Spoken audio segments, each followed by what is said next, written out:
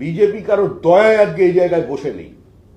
কংগ্রেসের গর্ব থেকে জন্ম না নিয়ে, কংগ্রেসকে না ভেঙে, অন্য কোনো দলকে নিজের সঙ্গে যুক্ত না করে, মতাদর্শের সঙ্গে সমঝোতা না করে, ভারতবর্ষের মানুষকে সঙ্গে নিয়ে, তাদের আশীর্বাদ নিয়ে, তাদের বুকের ব্যথা, মনের কথা, তাদের ছোট ছোট কথাগুলোকে নিয়ে চার দেওয়ালের মধ্যে যারা তুলে ধরেছিলেন, বিভিন্ন সারা ভারতবর্ষের রাস্তায় যারা নিয়ে গিয়েছিলেন, তারা আজকে আমাদের মানুষ আমাদের এই জায়গায় নিয়ে এসেছে।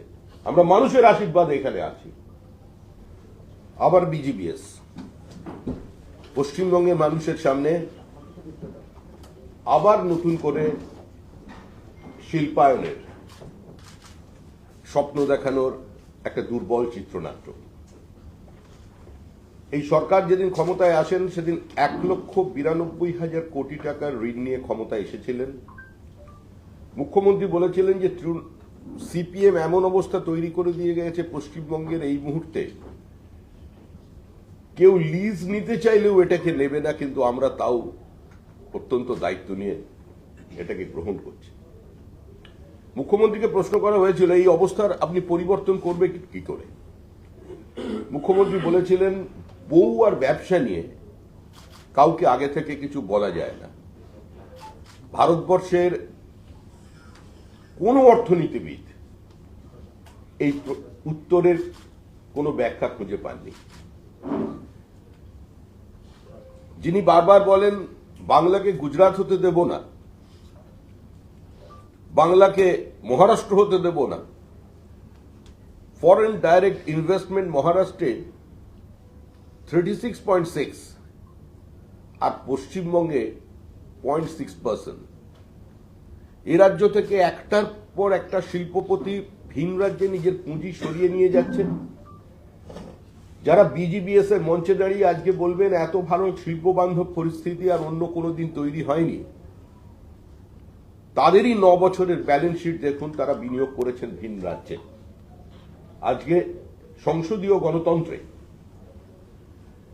যার স্থান মুখ্যমন্ত্রীর পরে, এই বিরোধী দলনেতা শুভেন্দু অধিকারী আপনাদের সামনে একটু পরেই বিস্তারিতভাবে পশ্চিমবঙ্গের এই মুহূর্তে শিল্প সম্ভাবনা, পশ্চিমবঙ্গের এই মুহূর্তে বিনিয়োগের পরিস্থিতি, স্বাক্ষরিত মৌ, তা নিয়ে তিনি আপনাদের সামনে একটি পুস্তিকার আকারে তুলে ধরবেন। যদিও এখানে অনেক তিনি স্বচ্ছন্দভাবে সেটা তুলে ধরতে পারবেন, কারণ এই প্রেস কনফারেন্স করার জন্য আমাদের হাইকোর্টের দরজায় যেতে হয়নি। রাজ্যের এমনই গণতান্ত্রিক ব্যবস্থাকে নিয়ে যাচ্ছেন বিমান ব্যানার্জিও নেই যে বিধানসভার মধ্যে তো অনেক দূরের কথা, বিরোধী দলনেতাকে সাসপেন্ড করা হয় এবং সভা সমিতি করতে গেলেও তাকে হাইকোর্টের দরজায় পৌঁছতে হয়। এটাই হচ্ছে আমাদের রাজ্যের বর্তমান চিত্র।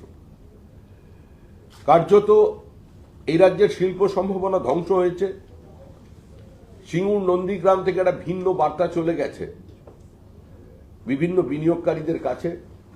এই অবস্থার মধ্যে দাঁড়িয়ে আমরা বলছি যে ভারী শিল্প ছাড়া পশ্চিমবঙ্গের মুক্তির অন্য কোনো পথ নেই।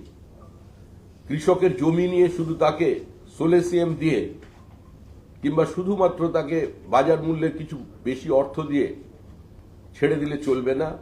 আমাদের যেটা নীতি সেটা হচ্ছে জমি অধিগ্রহণের যদি প্রয়োজন হয়, জমি অধিগ্রহণের পরে ডেভেলপ ল্যান্ড থেকে 10% অন্তত কৃষকদের মধ্যে বিতরণ করতে হবে এবং শিল্পে শেয়ারের মধ্যে দিয়ে কৃষকদের অংশীদারিত্ব দিতে হবে।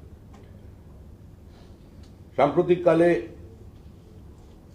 তৃণমূল কংগ্রেস সর্বশেষ যে নাটক উপস্থাপিত করেছে সেটা লিওনার্ড মেসি। আমাদের ক্রীড়ামন্ত্রী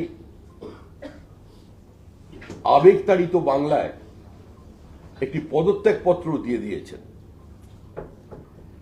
তিনি শাঁখ দিয়ে মাছ ঢাকতে চাইছেন, সেটা যদি ঢেকেও ফেলতে পারেন কিন্তু শাঁখটাকে ঢাকতে পারবেন না। ডিজি কে শোকজ,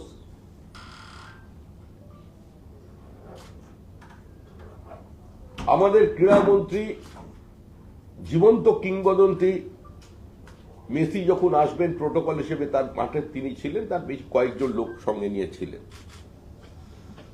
তো কাদের গ্রেপ্তার করা হচ্ছে? একজন অর্গানাইজারকে। ক্রীড়ামন্ত্রীর ক্ষমতা আছে তার নিজের নির্বাচনী কেন্দ্র টালিগঞ্জে একটা বড় ফুটবল ম্যাচের আয়োজন করার, অনুমোদন ছাড়া, বদান্যতা ছাড়া, বড় নেতাদের পারমিশন ছাড়া।